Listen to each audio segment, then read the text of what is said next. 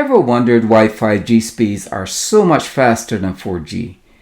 Capable of things we only dreamt about just a short time back, like autonomous driving, virtual reality, and smart cities. Throughout the history of antennas, transmitters and receivers could only communicate with one antenna at the transmitting end and the other at the receiving end. That is until Mimo.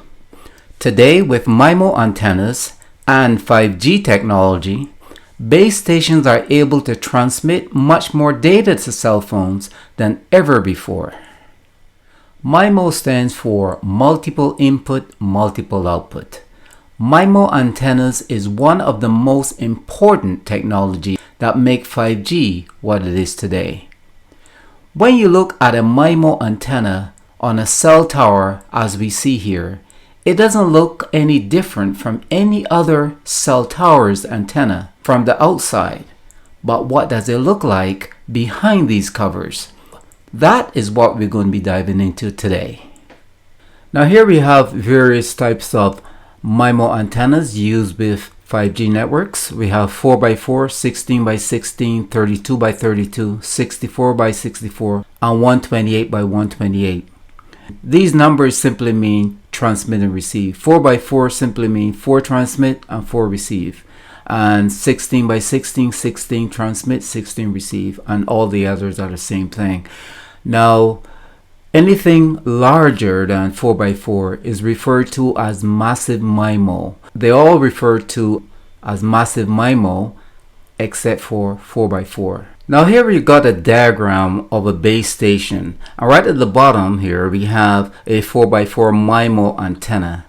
And this antenna is a 4x4. I only show 4 elements here, but just bear in mind that it's a 4x4 MIMO, so it would be 8 elements. 4 transmit and 4 receive. These are the transmitting elements that I'm showing here. Now each one of these elements have its own connection back to the transceiver.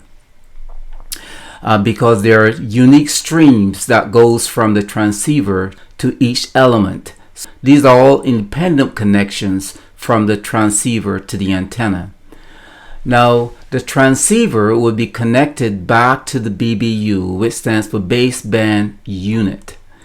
The baseband unit is the brain of the entire network. It receives signals from the core network and it sends signals back to the core network. So nothing comes in or out of the base station without going through the BBU. The BBU makes all decisions for the entire base station. Now data coming into the network got to be encoded. So it has to be encoded as QPSK or 16 KM. And also the amplitude and power basically is the same thing. If you increase the amplitude, you increase the power as well. So the amplitude of each one of these lines or the power of each one of these lines is decided by the BBU.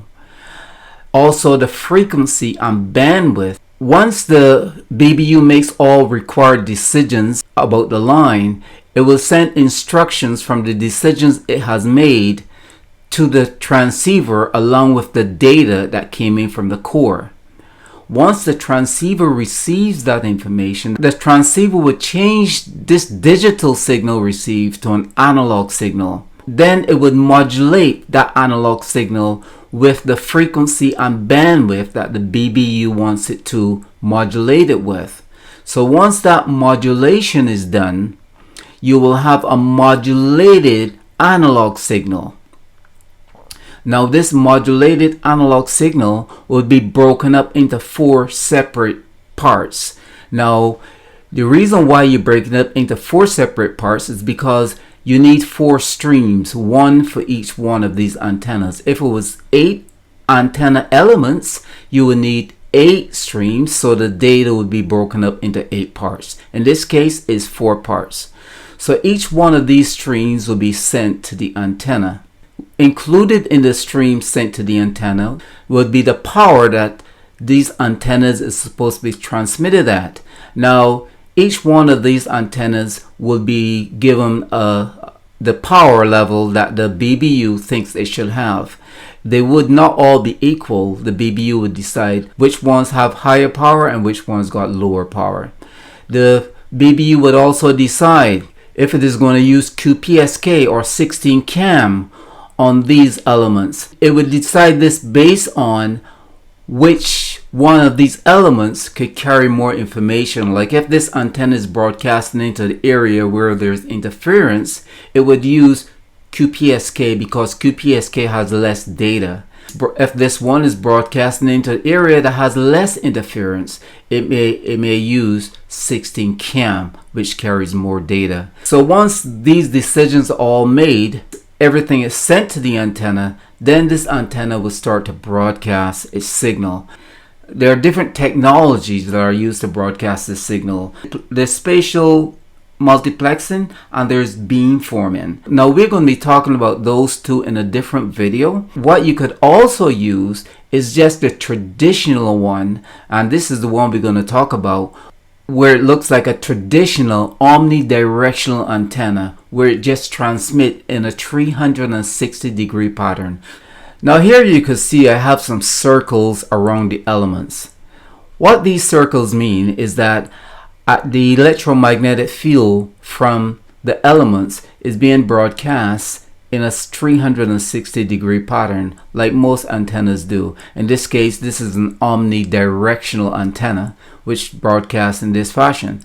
You will have a very strong signal, but it wouldn't go very far from the antenna. The travel distance is approximately 200 to 300 meters away from the element, and this is generally in crowded areas like cities and suburbs, where we have a lot of people and we want to have a fast network. However, everybody is not going to be within 300 meters of the antenna. So how do you get this signal further away to other people? And the way that is done is by using beamforming, and that is what we're going to be talking about in the next video. I'm going to be talking about beamforming this. So if you want to see that video, don't forget to subscribe so that you'll know when that one is released. This is Trevor from Telecom Training. I hope this video was helpful to you, and if you would like to see more videos like this one, please don't forget to like and subscribe, and I hope to see you in the next video.